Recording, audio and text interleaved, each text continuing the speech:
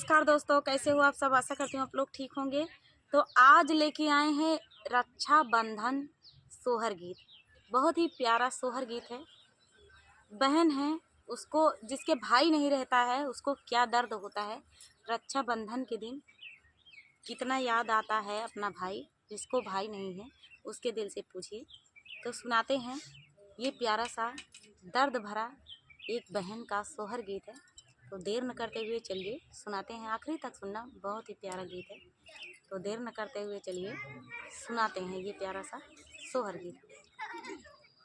सातई बहिनिया के बिचावा बीराना एक नाही न हो, हे बहिनी रोई रोई काली तिरियावा के कारे रखिया बांधा बाई हो, हे बहिनी रोई रोई काली बहिनिया के कारे रखिया बांधा बाई हो। आंगने से बोलली सासुइया दयावारा जेठानी आई हो, हे सासु आइल बाटे हमारा बिरानावा तारा की बांधावाई हो, हे सासु आइल बाटे हमारा बिरानावा तारा की बांधावाई हो। हम काटा लाए है पायलिया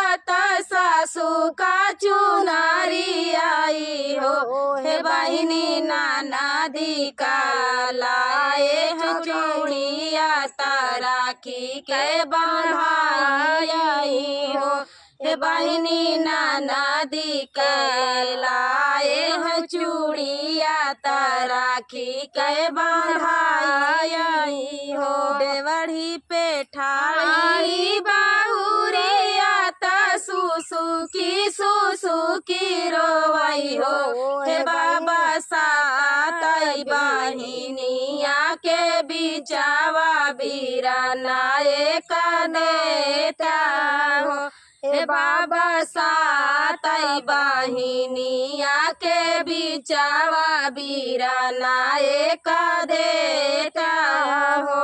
बाबा हमारा बीरानावा जयाऊ ते तारा रखिया बांधते हो, हे बाबा हमारा बीरानावा जबाया ते हमहू रखिया बांधते हो। बिलिया माँ बैठवा ना गावा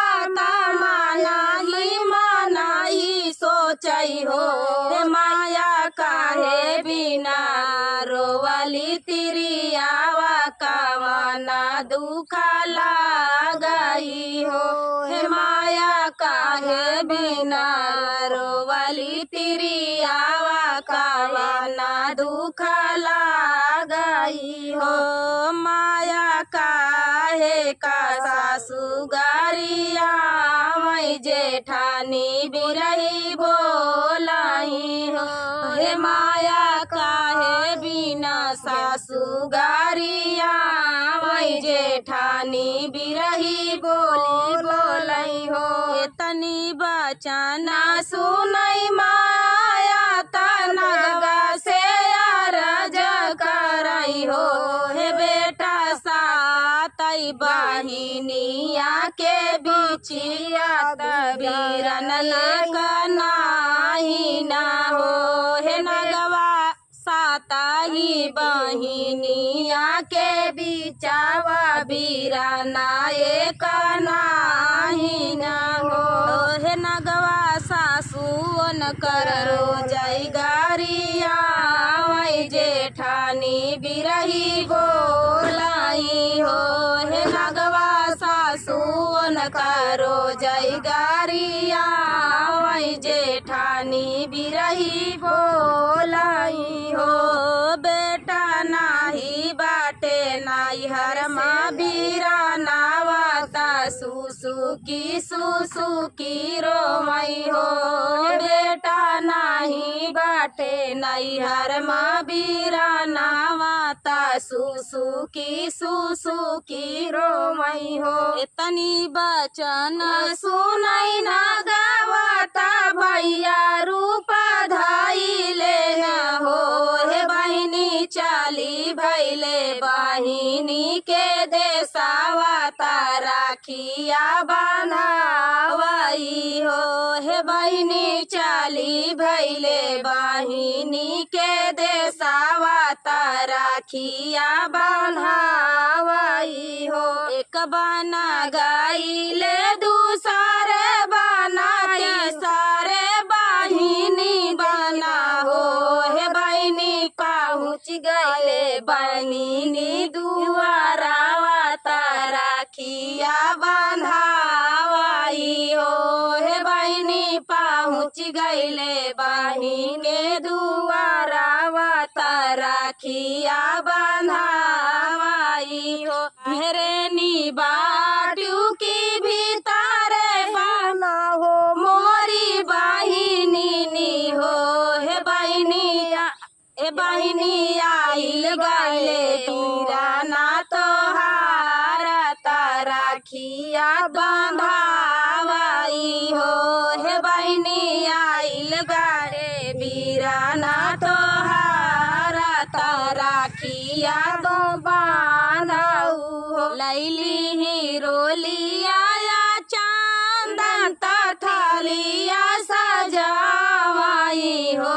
हे बहिनी हंसी तिलक लगावई ता भैया नानी हारई हो। हे बहिनी हंसी तिलक लगावई ता बीरा नानी हारई हो। ही रेशम डोरी राखिया ता भैया का निहारई हो। हे बहिनी हंसी राखिया जब बांधई ता सब लोग देखई हो। हे बहिनी हंसी राखिया जब बांधई ता सब लोग देखई हो। हे बहिनी हंसी आरती उतारई ता बीरा नानी हारई हो।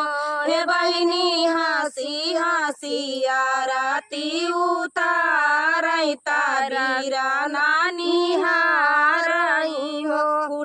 कोठवा से उतारई सासुइया झारो खस जेठानी आई हो।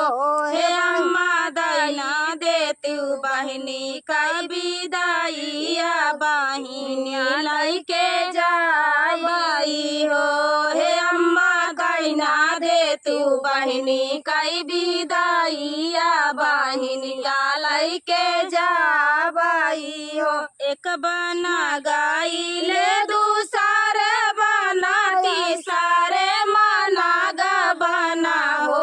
हे बहिनी भीतरा से निसारी मायारिया आहा कवारी बेटाई हो। हे बहिनी भीतरा से निसारी मायारिया आहा कवारी बेटाई हो। हे बेटी बाई ठौना लाली पालंगिया पियौना जुड़ा पानी आई हो।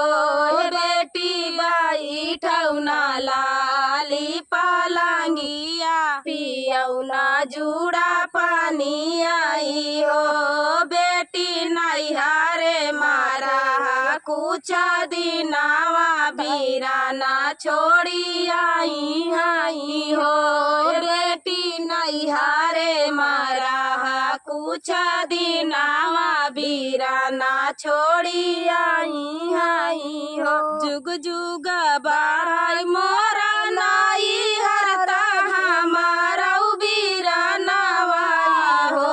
हे मैया लाई चला ससुरे के देसावा पिया मोरे आई हो।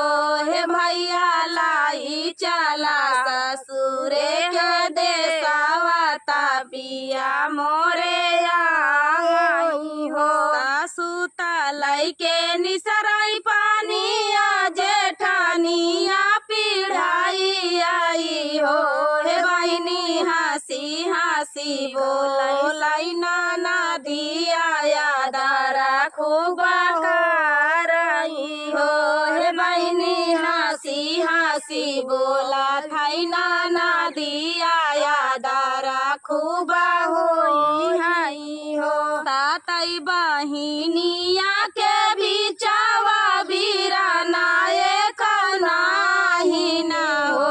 हे बहिनी रोई रोई कहाली बहिनिया के करे रखिया बांधब हो। हे बहिनी रोई रोई कहाली बहिनिया के करे रखिया बांधई हो। तो दोस्तों ये प्यारा सा रक्षाबंधन सोहर गीत आप सभी को कैसा लगा कमेंट में बताना। कैसे कैसे एक नाग एक तिरिया के लिए एक बहन के लिए भाई का रूप रख के कैसे जाता है, आन के लिए भी आता है। तो चलिए दोस्तों बहुत ही प्यारा सोहर गीत था। आप सभी को कैसा लगा कमेंट में बताना दोस्तों। फुल वॉच करने के लिए धन्यवाद। मिलते हैं नेक्स्ट वीडियो में, तब तक के लिए नमस्कार।